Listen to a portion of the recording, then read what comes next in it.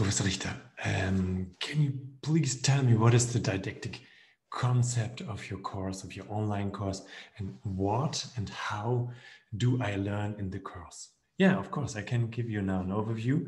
And yeah, let's start with this document. So the didactic course description of international economic and technical law is the following one.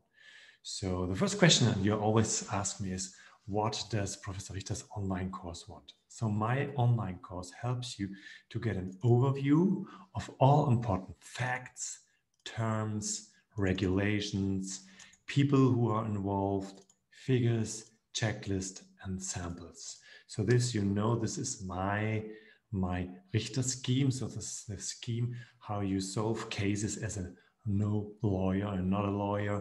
You're a businessman, you're an engineer, becoming engineer.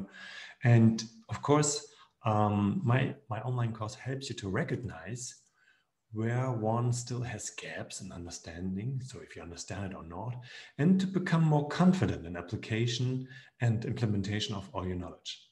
And I know the initial situation, so in the beginning, I found that a lot of users feel insecure in the moment they get in contact with legal things when it comes to business or legal terms. And most of the time we have a bad result.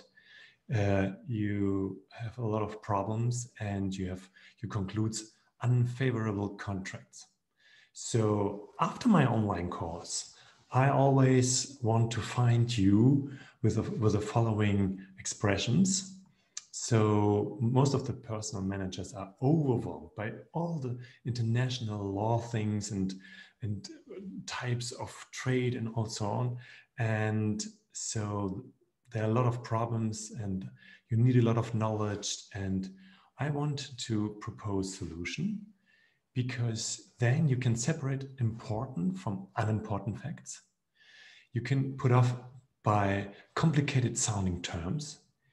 You can find the right regulations. You will not overestimate the rights and duties of the participants. And you can deal with numbers. And you get the right checklist. And you will have always the correct sample contract. So this is that's my goal. Or that's my vision for you. The goal is that you tell me after my online course that you're not deterred by legal issues anymore, because you have already been provided with solutions for the most common, for example, traps, bankruptcies, and mistakes, for example. And if you go to a bank and talk to them, you know what is going on, what is really important. And what else do I wish? What's my wish, my goal that you will answer me when we finish this course? You should tell me that you are familiar with the most important terms of international business law, for example, a business plan or legal forms. And you know where you can read and where you can find it. And you can find the most important regulations. You know the most important participants and their rights, but also their duties. And you have the most important figures in view, and you have a multitude of checklists in your hands so that you don't overlook anything in your decisions. And you have always a sample, or you know where to get first help. Okay, so how do you best achieve all these goals?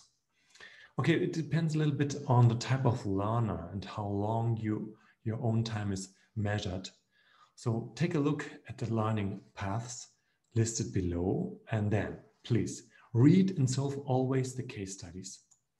Read the texts, watch the videos, learn the terms, look up the regulations I gave you or who are mentioned in the cases, calculate numbers or enter them into some online calculators if there are some. And know more about the participants.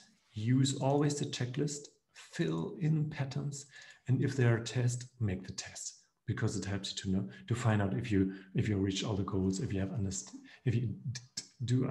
understand everything.